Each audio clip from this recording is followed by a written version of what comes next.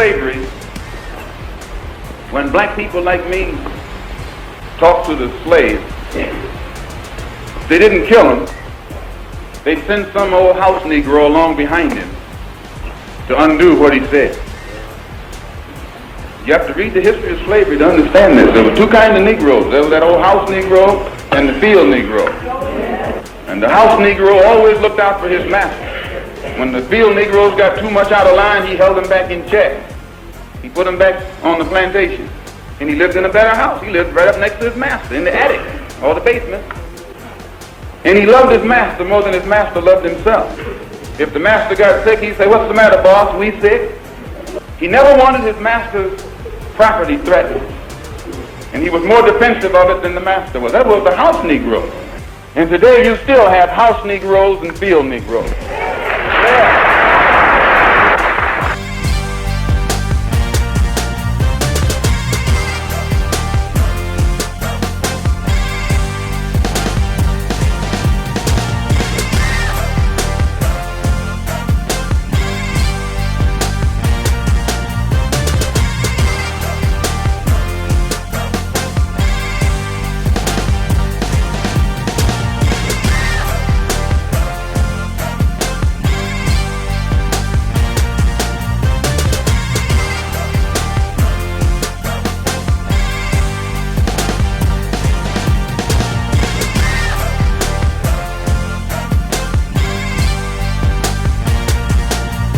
On what Semitism is, religions, and my response would be, it's not about educating yourself on what Semitism is and what anti-Semitism is. It's really about learning the root words of where these come from and understanding that this is an African heritage that is also belonging to the people. Africa is in it, whether we want to dismiss it or not. So the claims of anti-Semitism and who are the original chosen people of God, and we go into these religious conversations and it's a big no-no. I don't live my way like that. I don't live my life that way. Excuse me, I grew up in a melting pot, and I say a melting pot of all races, white, black, red, yellow, Jewish, Christian, Muslim, and you can see the way I live my life now. I'm not here to be divisive, so they could push their agenda. I don't want to say they, because I'm not identifying any one group or race of people, but I'm in a unique position to have a level of influence on my community, and what I post does not mean that I support everything that's being said or everything that's being done, or I'm campaigning for anything. All I do is post things for my people in my community and those that it's actually going to impact. Anybody else that has criticism, it obviously wasn't meant for them. Hopefully I'm understanding what you said, and I want to make sure I get it right because I don't want to misquote any part of it. I don't expect understanding from a media conglomerate group that sincerely talks about the game of basketball, and then we bring up religion as if it's correlative at times when it's convenient for people to bring it up. So please just be direct with your question, so we can move on from this and I can talk about the game and go home to my son Elohim and my wife Marlene, okay? Am I to take it that this was, what you shared was not something that you've even watched? This was, you did watch it, or either watch it or read it? I had a lot of time to read a lot. Read a whole bunch. Good and bad about the truth of our world. So then do you, I guess, understand or not understand those that might imply that that work had anti-Semitic leanings in it? I only ask this because the tweet is still up there, so I We're in 2022. It's on Amazon, a public platform. Whether you want to go watch it or not is up to you. There's things being posted every day. I'm no different than the next human.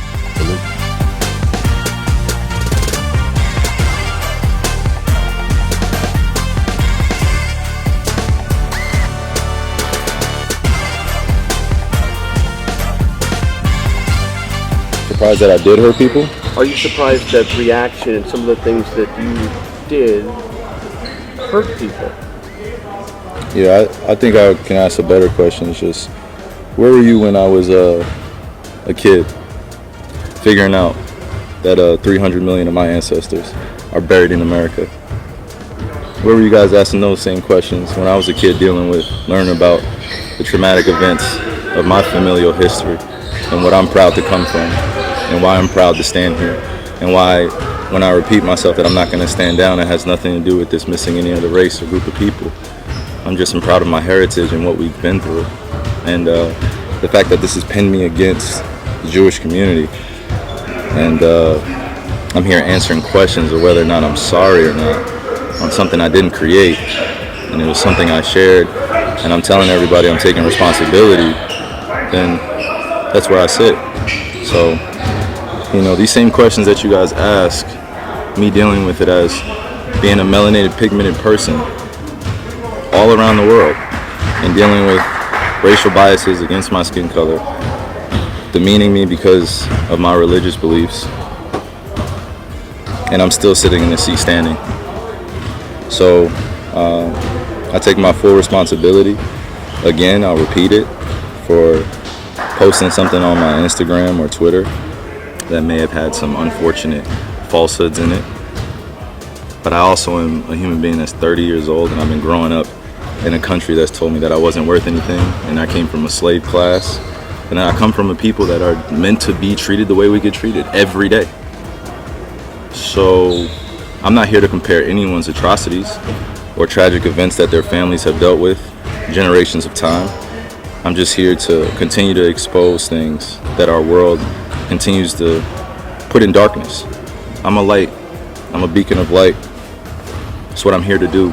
You guys ask me questions about basketball, I give you my expert opinion.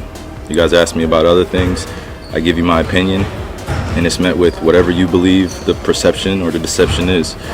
You guys investigate my life every day, and you justify it by serving your own purpose, which I honor. I would like the same respect in return, figuring out just like anyone else. So please keep that same energy when we're talking about anti-other things, because just because I post a documentary doesn't mean I'm anti-Semitic, and doesn't mean that I'm automatically standing with everyone that is believing in that. So it's unfortunate timing that we're in, but I'm glad that I could stand on the truth, because I'm not afraid of these mics, these cameras. I used to be, looking everyone in the eye and telling them the truth, and I'm proud of who I am. Any label that you put on me, I'm able to dismiss because I studied. I know the Oxford Dictionary, you look it up, right? Just one of the biggest mistakes I had in being a kid was not knowing European or Western language until I started looking it up and understanding the definitions and why they say, if you want to trick a black person, put it in the book. I was wondering my whole life why they said that.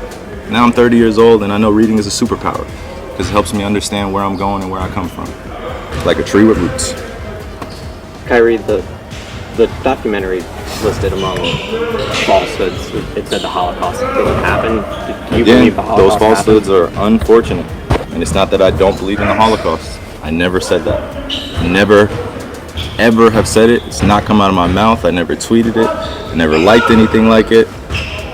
So the Holocaust in itself is an event that means something to a large group of people that suffered something that could have been avoided. No one said we had to practice racism. No one said we had to treat each other like garbage. No one said that I had to stand here today and understand that many people that come from generations 60 years ago, 40 years ago, enslaved some of my ancestors still, spiritually, mentally, and emotionally, and it's still going on. And you guys are asking me, respectfully, to speak on something that was a documentary that I had nothing to do with. I didn't make it. So just please keep that same energy when you guys are addressing me. Kyrie, for the record, do you have any anti-Semitic beliefs? Again, I'm going to repeat. I don't know how the label becomes justified because you guys ask me the same questions over and over again. But this is not going to turn into a spin around cycle of questions upon questions. I told you guys how I felt. I respect all walks of life and embrace all walks of life. That's where I sit. I think what people want to hear, though, is just a yes or no on that question. Yes or no. I cannot be anti-Semitic if I know where I come from. I cannot be anti-Semitic if I know where I come from. Kyrie, did you personally meet with the ADL? I was informed that they wanted to have a meeting.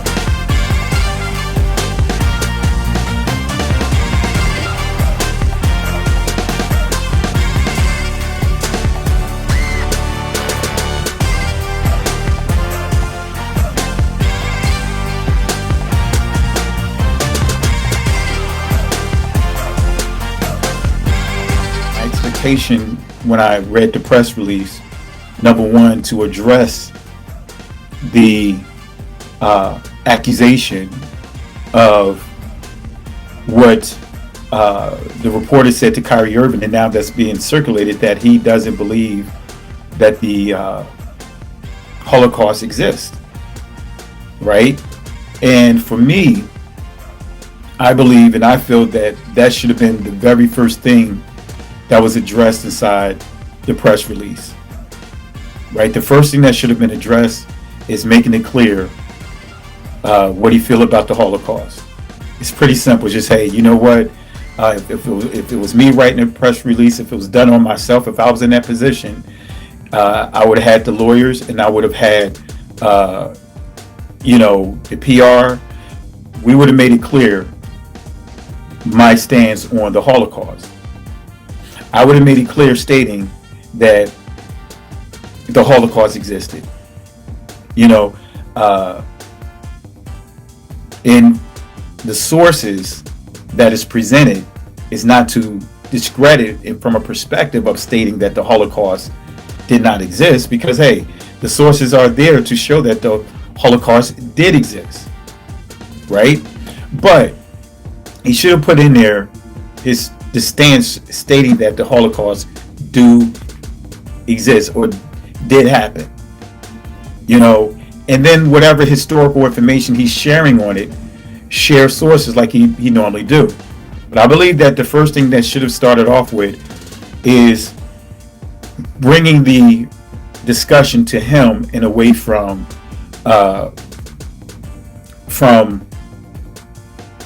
Kyrie Irving.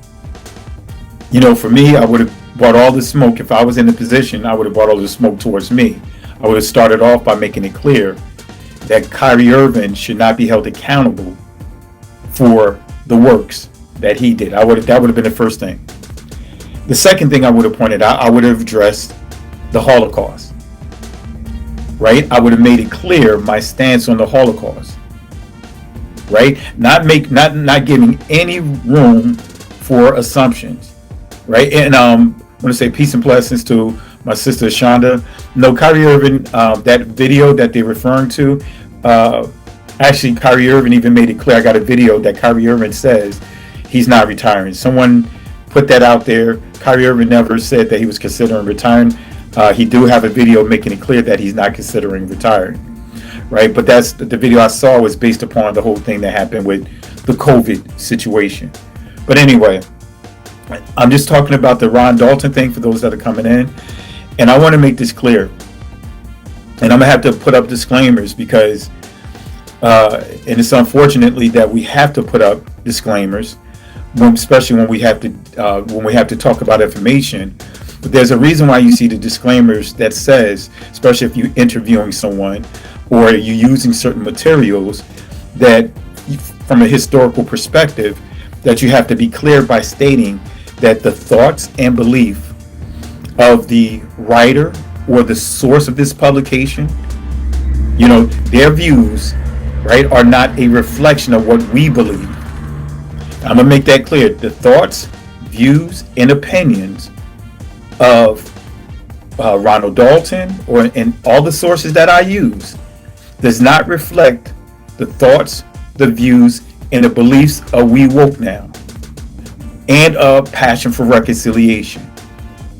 And the reason why I'm stating that is because, again, when I read that press release, it left a lot of meat on the bones. And I want to make it clear that We Woke Now, we don't teach that the Holocaust did not happen, right? I use sources to discuss like the actual numbers, for example, of Auschwitz, and I use Poland Jews, a Polish argument that was on New York Times, right? That states that the number, as far as the number of victims, went from 4 million on the tablets to 1.5 million on the tablets, right? And I know with anti-Semitism, according to the legalities, is when you start dealing with what is believed to be exaggerations of the Holocaust. It's considered anti-Semitism. So that's why I show sources, right? So for me, I would have, if I was in Ronald Dalton's position, he should have went directly at Rolling Stones and called out the actual lies that Rolling Stones pointed out, starting with stating that he is saying that all the Jews are the starting point of the transatlantic slave trade. He in this press release, he should have addressed these things. Ron Dalton, I read his book. You know, I've met him, right, in the past, right? I've met him, and he's a very sharp guy. He's a very educated guy. And family, I believe, right? This is why you have certain people do certain things. Because I'm a geek, and sometimes from being a geek, I may not, my words that I have in my head may not come across in the way that I think it or wanted to project. So that's why we have, you know, different people to help make sure that we are able to articulate certain things that we have up in our brain. And I'm sure you guys have done it before, that you said something, you had a thought, but when you tried to express yourself, it did not come out the way that you wanted to express or wanted to say. So you wanted to go back and give clarity on it. I was waiting for that inside this press release, and I'm hoping that Ronald Dalton do a follow-up to this press release and answer those questions. You know, go to and put the onus on and hold accountable the Rolling Stones, the writer of that article.